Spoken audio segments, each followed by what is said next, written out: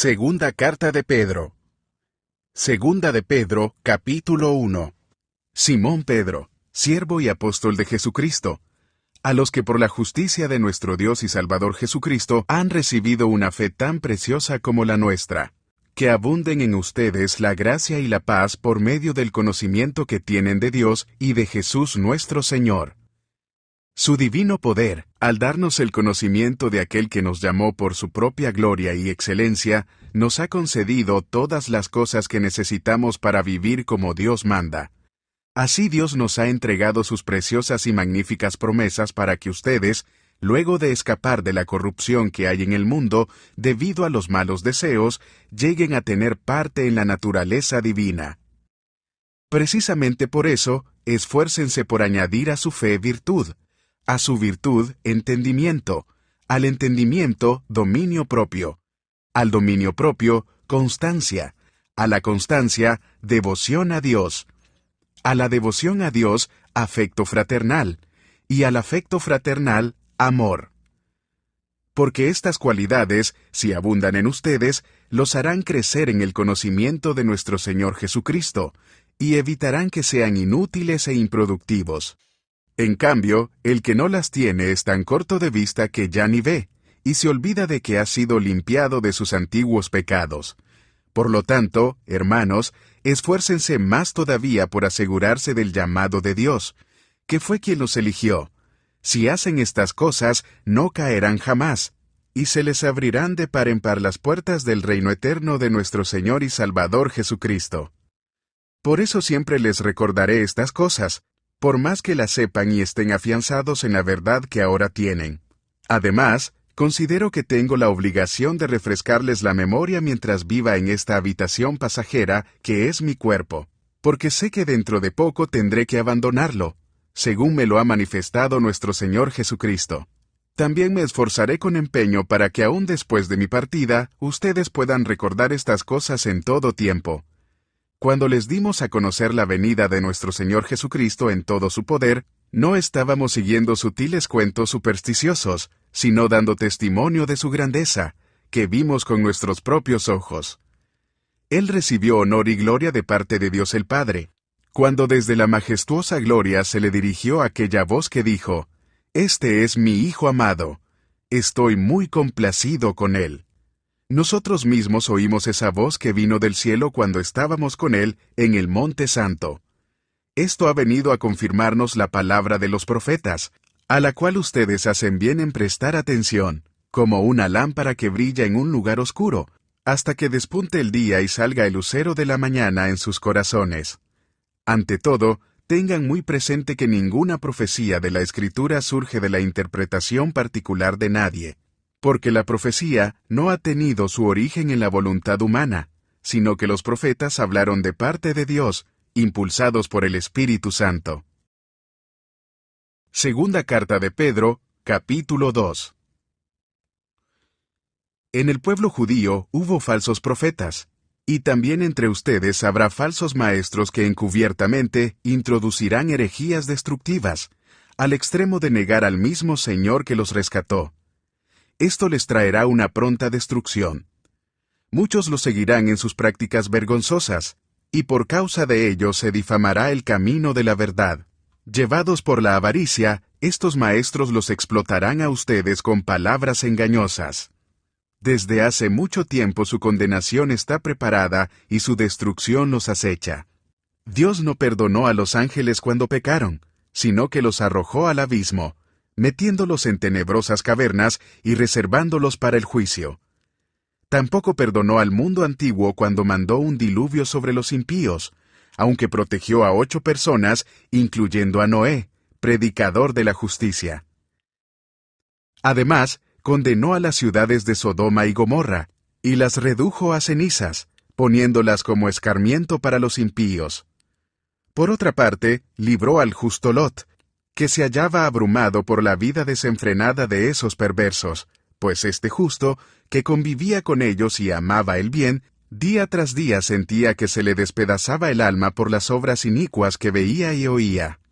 Todo esto demuestra que el Señor sabe librar de la prueba a los que viven como Dios quiere, y reservar a los impíos para castigarlos en el día del juicio. Esto les espera sobre todo a los que siguen los corrompidos deseos de la naturaleza humana y desprecian la autoridad del Señor. Atrevidos y arrogantes que son, no tienen reparo en insultar a los seres celestiales, mientras que los ángeles, a pesar de superarlos en fuerza y en poder, no pronuncian contra tales seres ninguna acusación insultante en la presencia del Señor. Pero aquellos blasfeman en asuntos que no entienden. Como animales irracionales, se guían únicamente por el instinto, pues nacieron para ser atrapados y degollados. Lo mismo que esos animales, perecerán también en su corrupción, y recibirán el justo pago por sus injusticias. Su concepto de placer es entregarse a las pasiones desenfrenadas en pleno día. Son manchas y suciedad, que gozan de sus placeres mientras los acompañan a ustedes en sus comidas. Tienen los ojos llenos de adulterio y son insaciables en el pecar. Seducen a las personas inconstantes. Son expertos en la avaricia, hijos de maldición. Han abandonado el camino recto y se han extraviado para seguir la senda de Balán, hijo de Bosor, a quien le encantaba el salario de la injusticia. Pero fue reprendido por su maldad. Su burra, una muda bestia de carga, habló con voz humana y refrenó la locura del profeta. Estos individuos son fuentes sin agua, niebla empujada por la tormenta, para quienes está reservada la más densa oscuridad. Pronunciando discursos arrogantes y sin sentido, seducen con los instintos naturales desenfrenados a quienes apenas comienzan a apartarse de los que viven en el error. Les prometen libertad, cuando ellos mismos son esclavos de la corrupción, ya que cada uno es esclavo de aquello que lo ha dominado. Si, habiendo escapado de la contaminación del mundo por haber conocido a nuestro Señor y Salvador Jesucristo, vuelven a enredarse en ella y son vencidos, terminan en peores condiciones que al principio. Más les hubiera valido no conocer el camino de la justicia que abandonarlo después de haber conocido el santo mandamiento que se les dio. En su caso ha sucedido lo que acertadamente afirman estos proverbios: el perro vuelve a su vómito, y la puerca lavada a revolcarse en el lodo. Segunda de Pedro, capítulo 3. Queridos hermanos, esta es ya la segunda carta que les escribo. En las dos he procurado refrescarles la memoria para que, con una mente íntegra, recuerden las palabras que los santos profetas pronunciaron en el pasado, y el mandamiento que dio nuestro Señor y Salvador por medio de los apóstoles. Ante todo, deben saber que en los últimos días vendrá gente burlona que, siguiendo sus malos deseos, se mofará. ¿Qué hubo de esa promesa de su venida? Nuestros padres murieron, y nada ha cambiado desde el principio de la creación. Pero intencionalmente olvidan que desde tiempos antiguos, por la palabra de Dios, existía el cielo y también la tierra, que surgió del agua y mediante el agua. Por la palabra y el agua, el mundo de aquel entonces pereció inundado. Y ahora, por esa misma palabra, el cielo y la tierra están guardados para el fuego, reservados para el día del juicio y de la destrucción de los impíos. Pero no olviden, queridos hermanos, que para el Señor un día es como 1000 años, y 1000 años como un día. El Señor no tarda en cumplir su promesa, según entienden algunos la tardanza. Más bien, Él tiene paciencia con ustedes, porque no quiere que nadie perezca, sino que todos se arrepientan. Pero el día del Señor vendrá como un ladrón.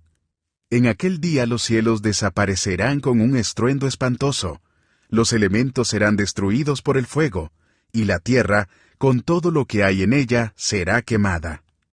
Ya que todo será destruido de esa manera, ¿no deberían vivir ustedes como Dios manda, siguiendo una conducta intachable y esperando ansiosamente la venida del día de Dios? Ese día los cielos serán destruidos por el fuego, y los elementos se derretirán con el calor de las llamas. Pero según su promesa, esperamos un cielo nuevo y una tierra nueva, en los que habite la justicia. Por eso, queridos hermanos, mientras esperan estos acontecimientos, esfuércense para que Dios los halle sin mancha y sin defecto, y en paz con Él. Tengan presente que la paciencia de nuestro Señor significa salvación. tal como les escribió también nuestro querido hermano Pablo, con la sabiduría que Dios le dio. En todas sus cartas se refiere a estos mismos temas. Hay en ellas algunos puntos difíciles de entender, que los ignorantes e inconstantes tergiversan, como lo hacen también con las demás escrituras, para su propia perdición. Así que ustedes, queridos hermanos, puesto que ya saben esto de antemano, manténganse alerta, no sea que, arrastrados por el error de esos libertinos, pierdan la estabilidad y caigan. Más bien, crezcan en la gracia y en el conocimiento de nuestro Señor y Salvador Jesucristo. A Él sea la gloria ahora y para siempre. Amén.